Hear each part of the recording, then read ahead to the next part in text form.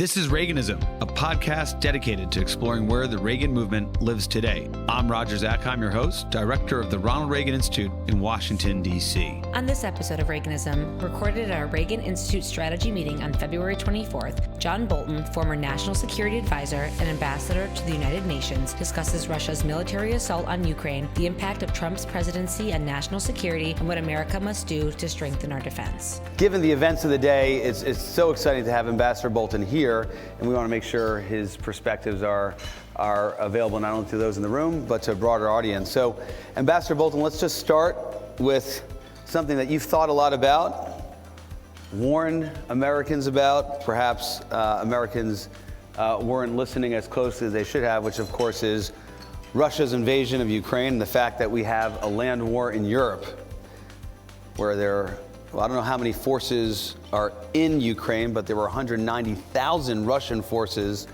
until yesterday bordering Ukraine. First question I want to ask you, because I can't help myself. If it would have been the second term of the Trump administration, would we see the same situation we're witnessing right now, or in your mind, a different set of events? No, the Russians would have been in Kyiv long ago. Trump barely knew where Ukraine was. He did know that's where Hillary's DNC server was. Oh, God. It was much on his mind. He almost lost the 2016 election being stolen by Hillary and that server. And he knew that Biden was stealing the 2020 election from him, and which is why he dispatched Rudy Giuliani to Kyiv to find out. Trump once asked me if Finland was part of Russia. So, we've got a kind of basic problem here with understanding exactly what issues are at stake. And I think a lot of people have said, including Trump, that Putin didn't try to take over Ukraine while he was president.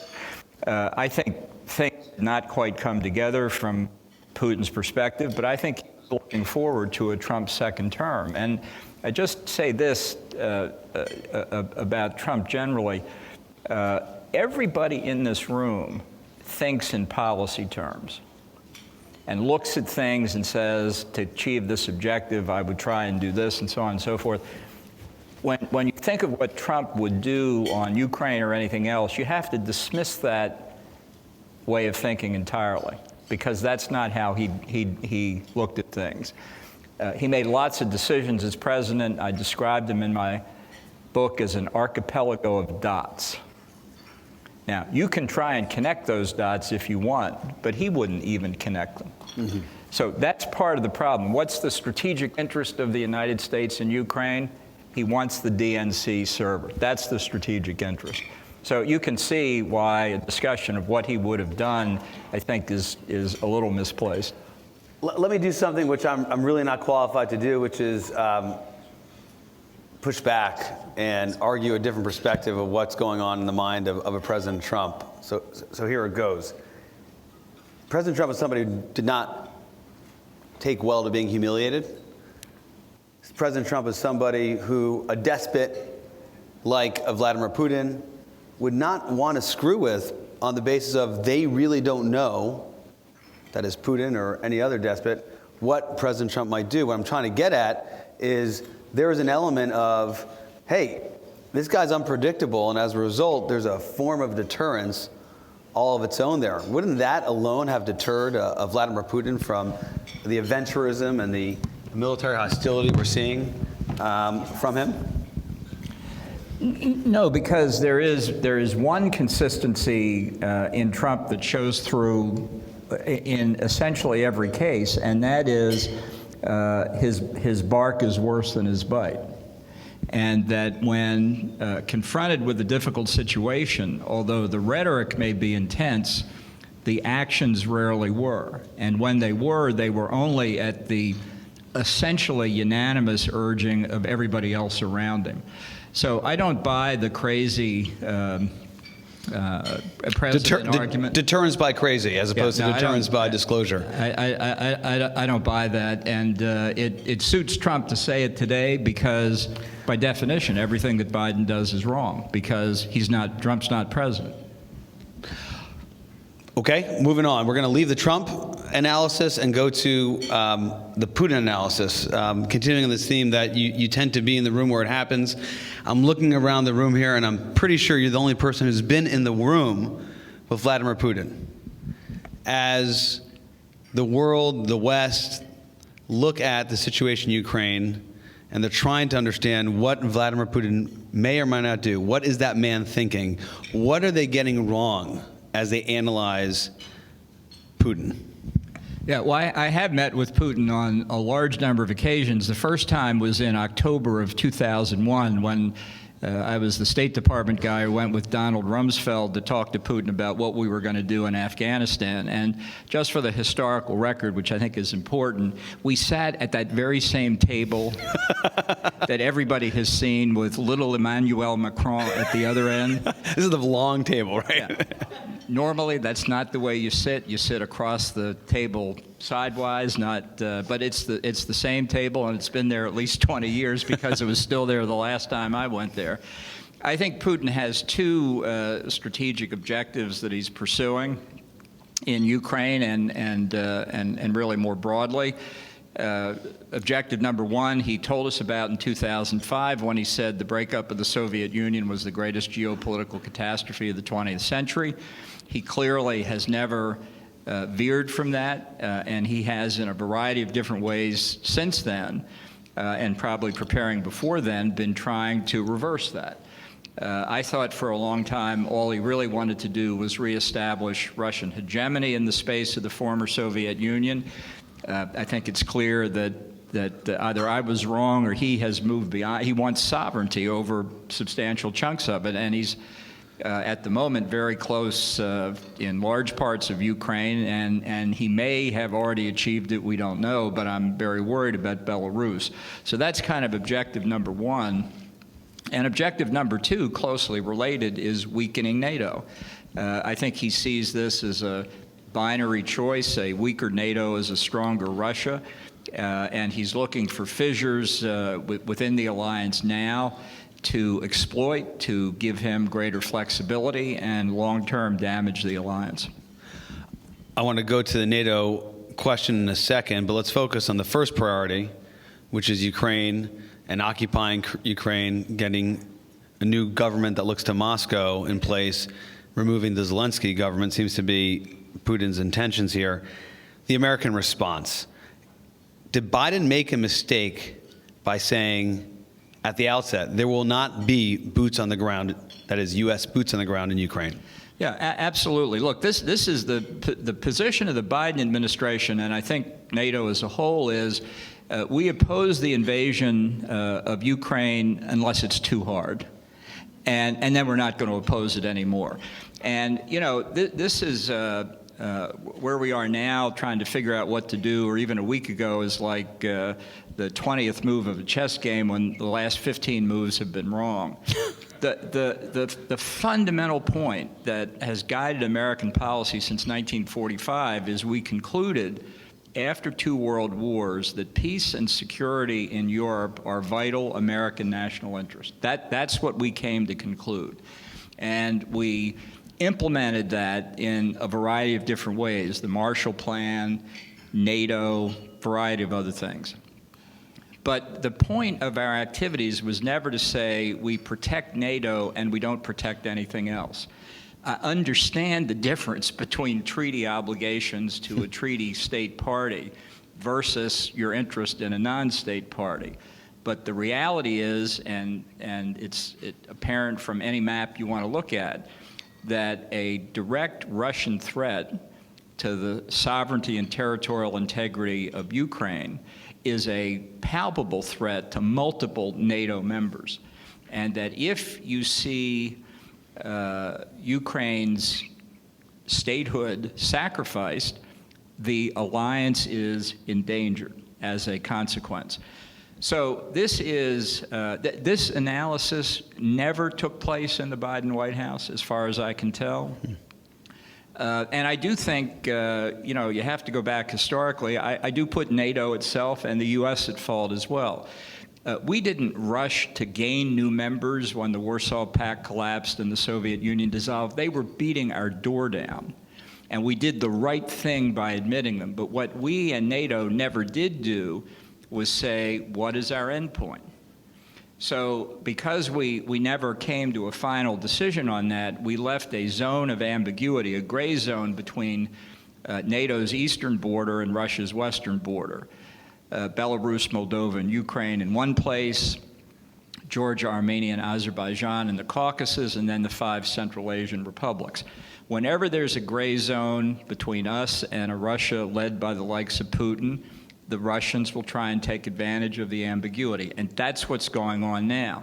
George W. Bush proposed putting Georgia and Ukraine on a fast track to NATO membership in 2008 with broad bipartisan support and without a lot of haggling about, well, is it a stable democracy or is it too corrupt? Or, this is not a Boy Scout summer camp jamboree here. We're talking about the strategic interest of the United States.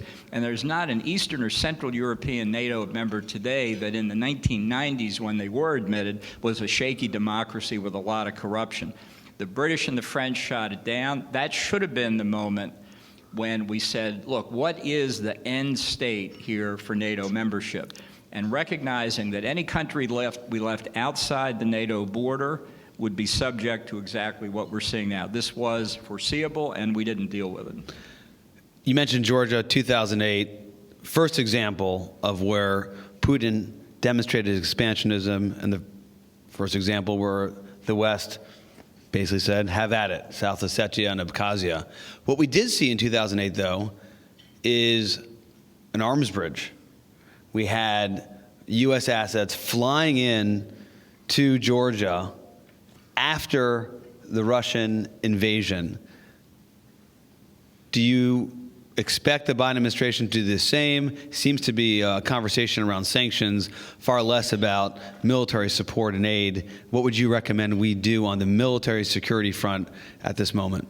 Well, my understanding is they are still putting arms in. I think they did surge some additional weapon supplies in the recent weeks. I think it was all too late, and I don't think it was part of any larger strategy. I think they've made a big deal about plussing up U.S. and other NATO assets in the Baltics and other countries in Eastern Europe. But when you harden the NATO countries, you're just leaving Ukraine more exposed.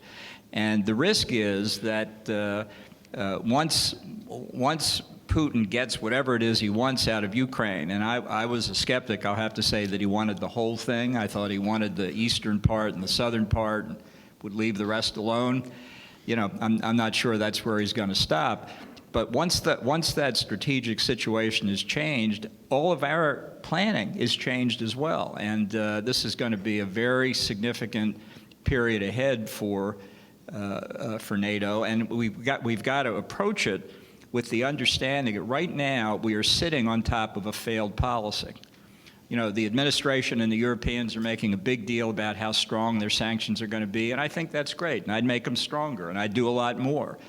But it's proof the policy failed. The sanctions weren't the objective. The objective was stopping the invasion by creating structures of deterrence, and that failed, both because Biden wasn't credible and because the sanctions weren't strong enough. So putting sanctions on Russia isn't going to solve the problem. If Putin hasn't calculated the effect and factored it into his calculation, then he's guilty of malpractice. And he may be wrong on this for many reasons, but it's not because he didn't think of it. Well, let's stick with that point, and then I want to hit on the Article 5 piece, and then go to last week's favorite word in the Wall Street Journal op-ed section, entente. But before we go there, Putin's calculus here. In the near term, clearly he's winning. If he goes into Kyiv and tries to occupy this country, has he miscalculated? Well, that's why I didn't think he was going to do it. I don't think he needs it. I think he wants more control of the Black Sea. He wants Odessa. He wants the seacoast. It is a basically culturally Russian area. as is much of the eastern part of the country. The line is everything east of the Dnieper River. As you follow it up, there's a point it goes almost in a straight line north. That's his new western boundary, and you take some kind of line up basically straight north to Russia. I don't think he needs the rest of it. I didn't think he wanted it. Our intelligence services are leaking to the press this afternoon that he's got Kyiv surrounded. I don't know that, but they, as the administration has been saying, fear they're going to go in tomorrow morning, possibly Ukraine time. I think he's buying himself more trouble than he needs, but possibly his strategy is to throw Zelensky out and put in a quote-unquote more pro-Russian regime. I don't think that's sustainable without Russian forces there, and I think from Russia's point of view, the cost of keeping forces all over the country is too high. You look at polling, Radio Free Europe, in terms of Putin's support within Russia. His highest moment of support was 2014, during the last time he invaded Ukraine and Crimea. So there's certainly an element there. Let's imagine that he actually moves those forces into Kiev, occupies Ukraine, removes the Zelensky government, gets a government that looks to Moscow.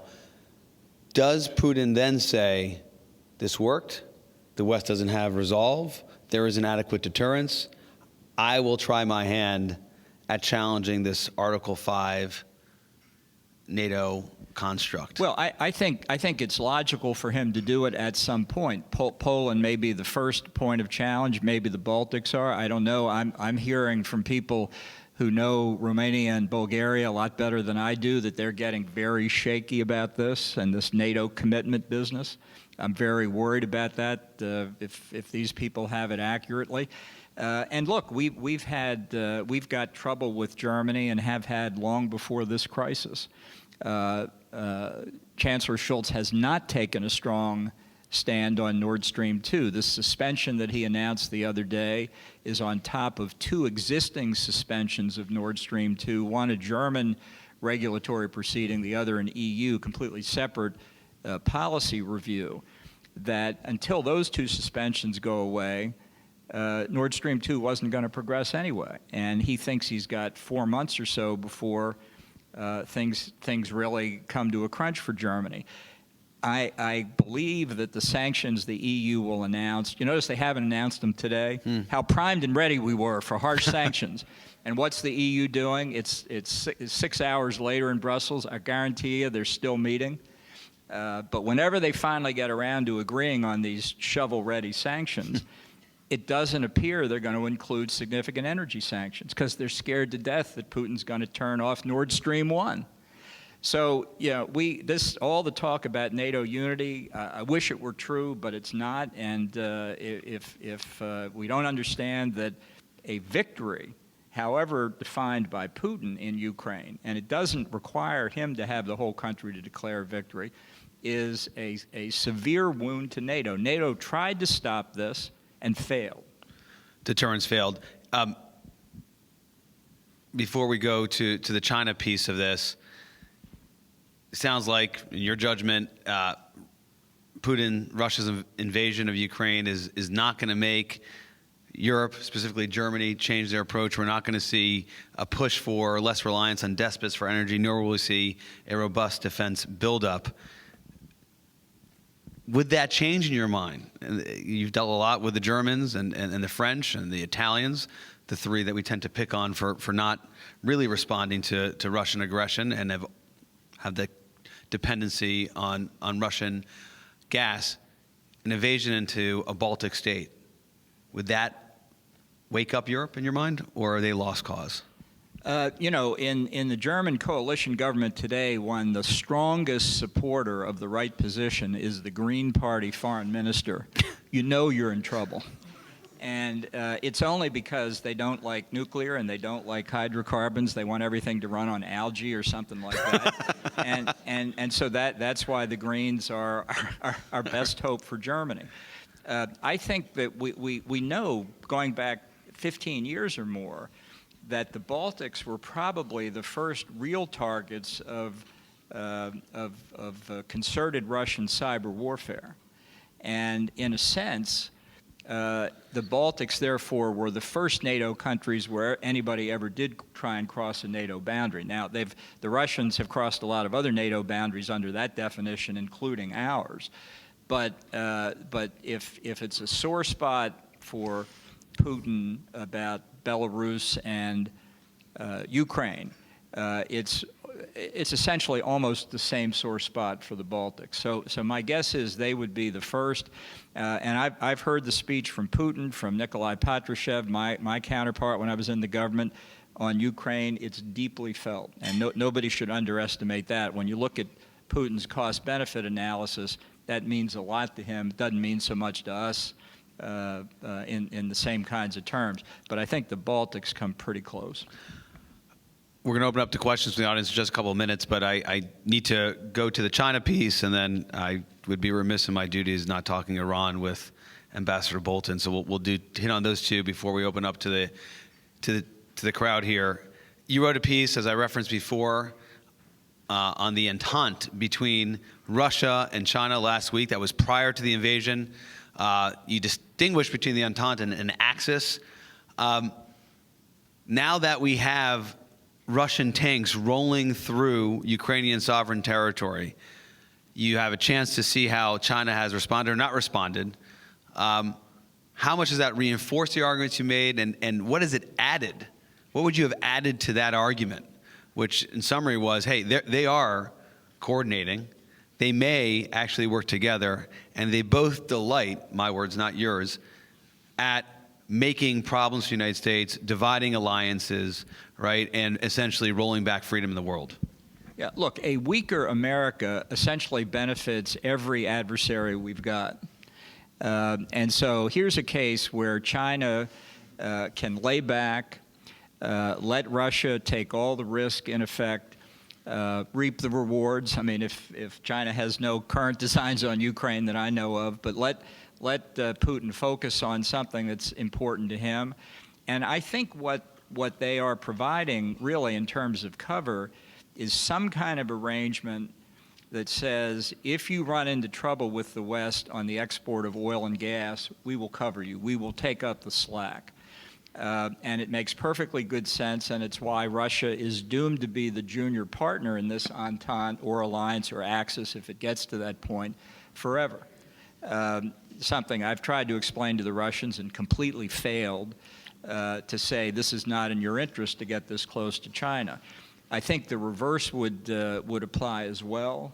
If China got active on Taiwan, the South China Sea, anywhere else in the Indo-Pacific, and I think it suits them, and it's definitely something that is a force multiplier for both of them. You've shared with us that you think keeping the option open for U.S. boots on the ground in Ukraine is something we should have done and we should do, if I understood you correctly.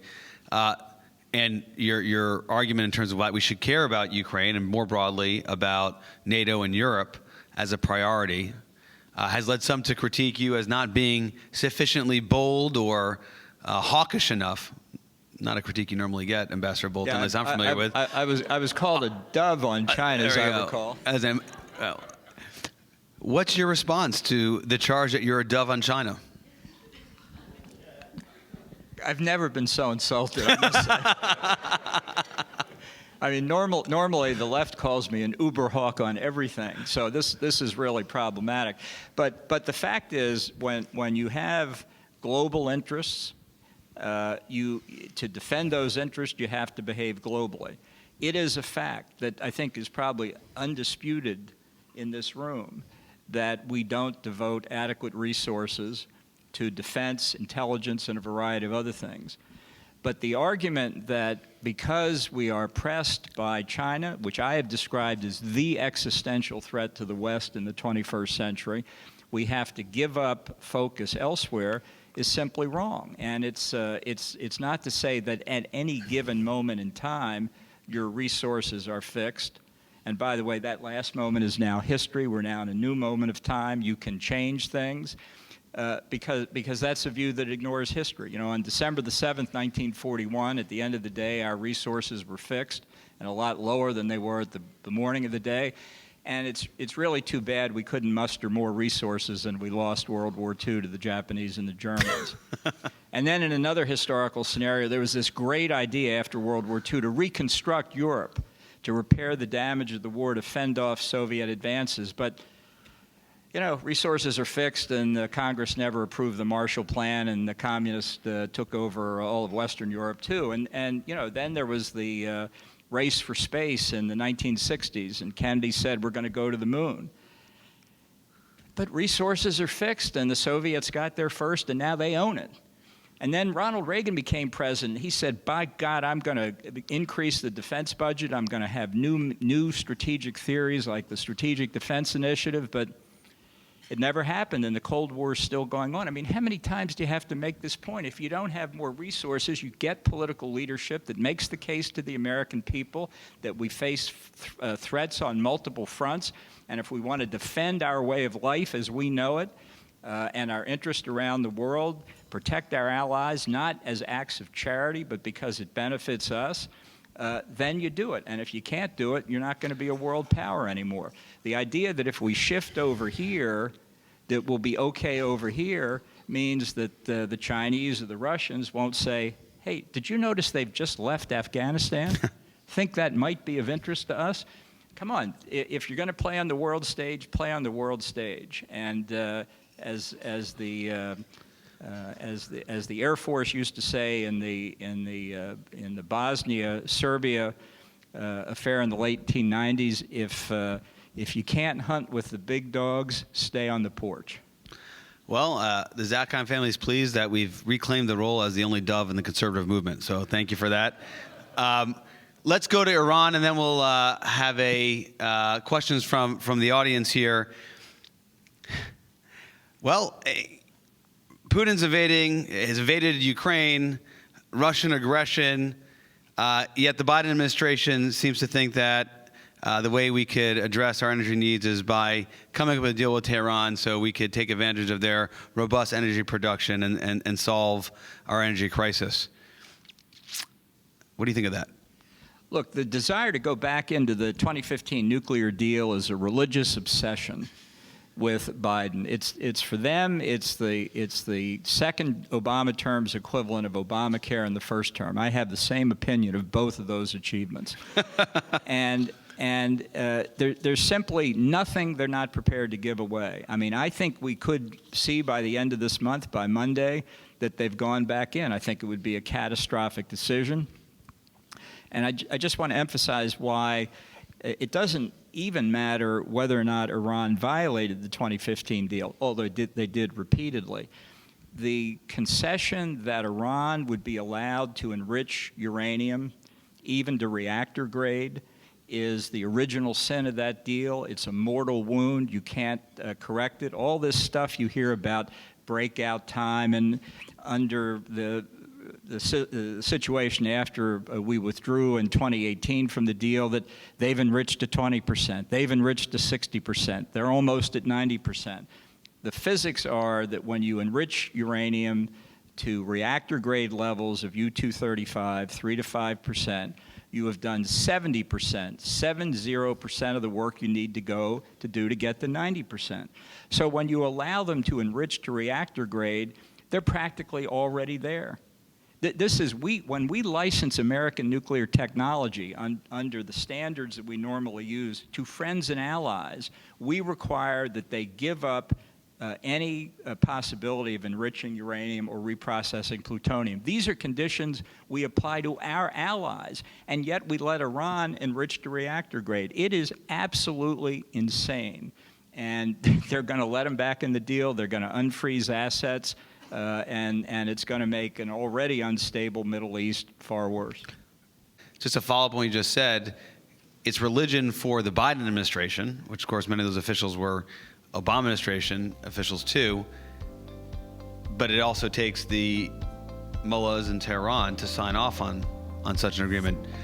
So I'm looking for hands for the next question, but please, do you think Iran will actually sign up and to deal with the Biden administration. They got best- burned the last time. The best case is the mullahs will save us from ourselves and reject it. That's what I'm down to now. That's how close to going back in I think. Ambassador John Bolton, thank you so much for joining us this evening. We hope you enjoyed this episode of Reaganism. New episodes premiere weekly every Monday on YouTube and all podcast streaming platforms. If you like this episode, be sure to let us know and share with a friend.